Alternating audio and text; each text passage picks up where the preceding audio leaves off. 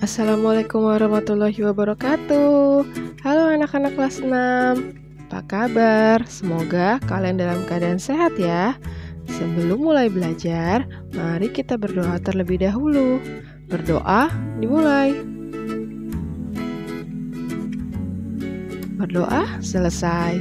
Kali ini masih dengan Bu Vindi. Kita akan belajar tema 9. Menjelajah angkasa luar, subtema 1, keteraturan yang menakjubkan, pembelajaran 5. Dalam pembelajaran kali ini, muatan pelajaran yang terdapat di dalamnya adalah Bahasa Indonesia KD 3.9, IPA KD 3.7, dan SBDP KD 3.2. Anak-anak, matahari terbit dari timur dan terbenam di sebelah barat setiap hari. Tidak pernah berubah hingga kini. Apa saja yang kamu amati ketika matahari terbit dan tenggelam? Apakah ada perbedaan yang kamu lihat dan kamu rasakan ketika kamu menyaksikan peristiwa itu? Peristiwa terbit dan tenggelamnya matahari merupakan salah satu peristiwa alam. Mari kita simak teks mengenai matahari berikut ini. Matahari, pusat sistem tata surya. Matahari merupakan salah satu bintang yang ada di dalam galaksi. Matahari terdiri atas gumpalan gas raksasa yang memiliki banyak sekali lidah api. Lidah api matahari yang merupakan ledakan-ledakan yang dapat mencapai jutaan kilometer tingginya. Suhu permukaan matahari mencapai 5.800 derajat Celcius. Matahari adalah satu-satunya bintang di dalam tata surya kita yang menghasilkan panas dan cahaya. Panas dan cahaya matahari inilah yang memberikan kehidupan di bumi.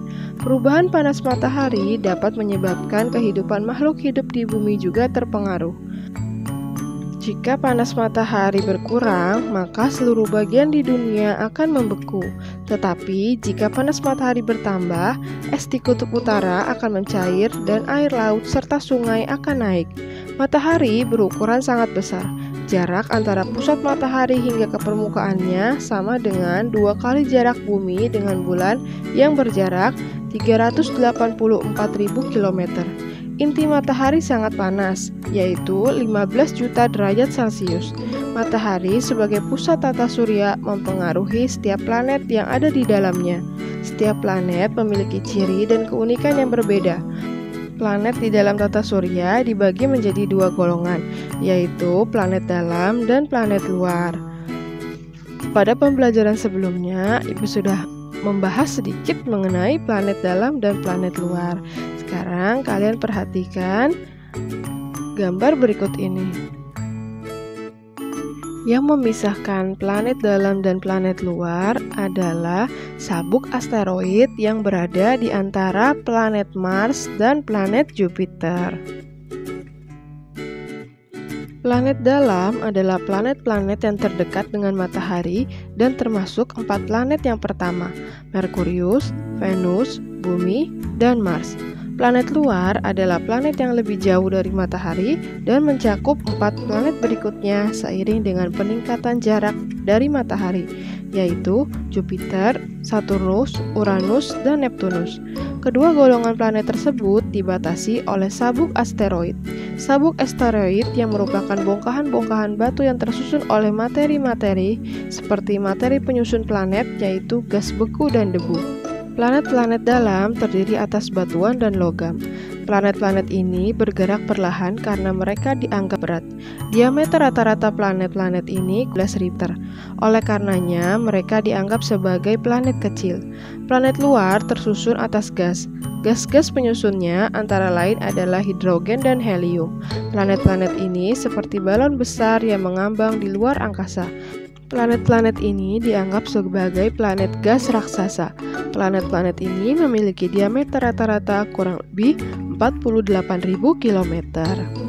Itulah penjelasan mengenai matahari, planet luar, dan planet dalam.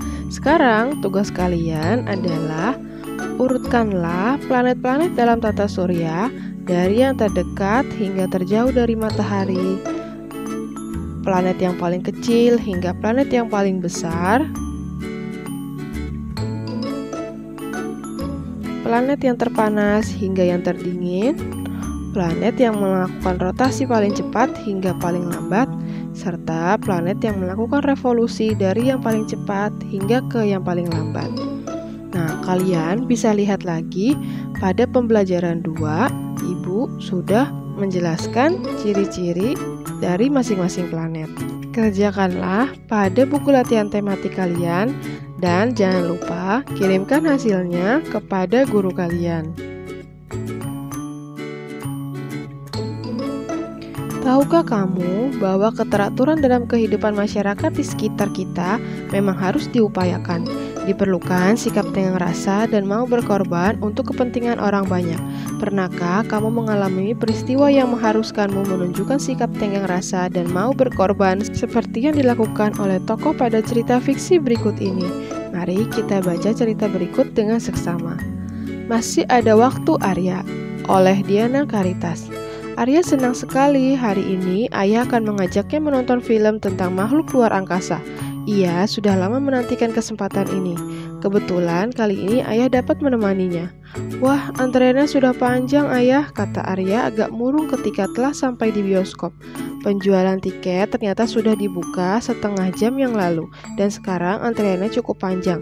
Seandainya saja tadi ayah tidak membantu Mbak Ita membetulkan sepedanya, pasti kita tidak akan mengantri sepanjang ini.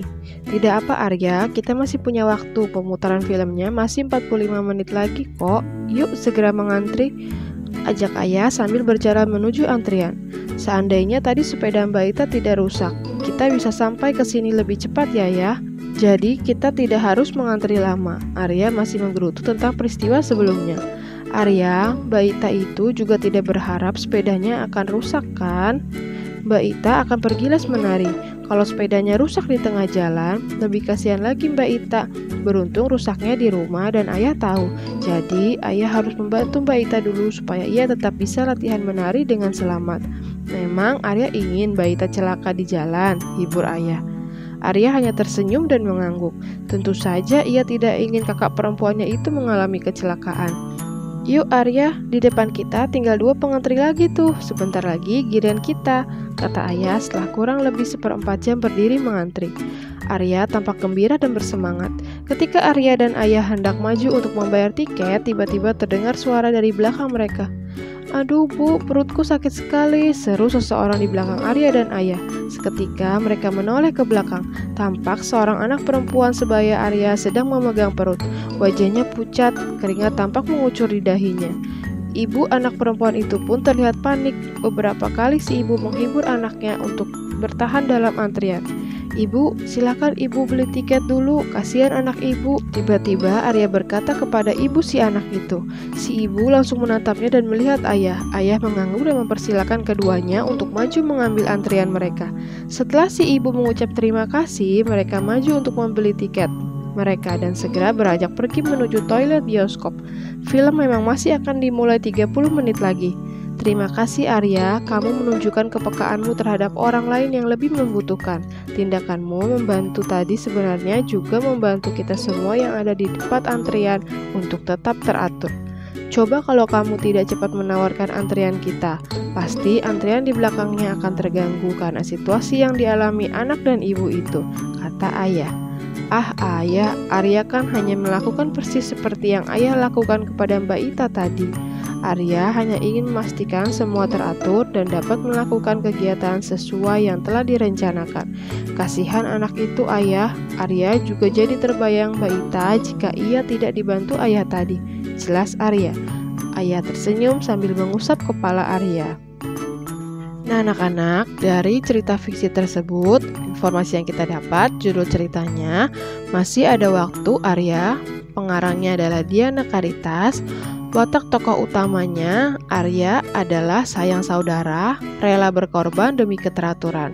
Watak tokoh tambahan yaitu ayah, sayang anak, dan bijaksana.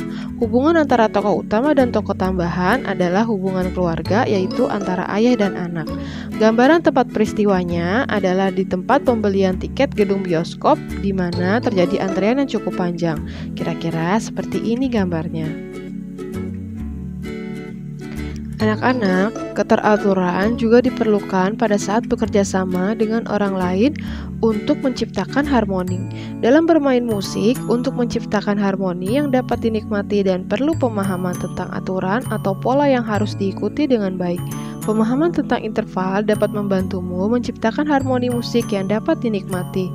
Pemahaman tentang jarak nada atau interval akan membantumu untuk menghasilkan sebuah akor. Akor merupakan bunyi yang dibunyikan serempak yang dibentuk dari beberapa nada dengan jarak nada tertentu. Sebuah akor paling sedikit terdiri dari 3 nada. Akor biasanya digunakan untuk mengiringi sebuah nyanyian. Akor juga dapat dimainkan dengan melodi lagu pada alat musik. Tangga nada natural terdiri atas 7 buah akor, yaitu C mayor, D minor, E minor, F mayor, G mayor, A mayor, dan B diminis. Perhatikanlah beberapa akor yang sering digunakan pada alat musik piano berikut ini. Cobalah akor berikut ini dengan menggunakan alat musik yang tersedia. Jika kamu menggunakan recorder, kamu memerlukan temanmu yang lain untuk membunyikannya secara bersamaan. Dengarkanlah dengan seksama bunyi yang dihasilkan. Nah, anak-anak, cobalah kamu mainkan beberapa akor berikut ini dengan alat musik yang kalian miliki. Dapatkah kamu mencoba untuk mengingat nada yang dihasilkan pada setiap akor? Ketika kamu mainkannya dengan temanmu, apa yang kamu rasakan? Cobalah perhatikan kembali lagu Ambilkan Bulanmu yang telah kamu pelajari sebelumnya. Carilah tangga nada dan akornya. Cobalah untuk memainkannya dengan menggunakan alat musik yang kamu punya, sesuai akor yang sudah ditentukan. Apakah kamu dapat mengenali akor-akor tersebut pada saat dimainkan? Berlatihlah memainkannya agar kalian dapat mengenali akor-akor tersebut. Baiklah anak-anak, demikianlah pembelajaran kita hari ini. Semoga dapat kalian pahami dengan baik dan semoga bermanfaat. Sampai jumpa di pembelajaran berikutnya. Akhir kata, Ibu ucapkan terima kasih dan wassalamualaikum warahmatullahi wabarakatuh.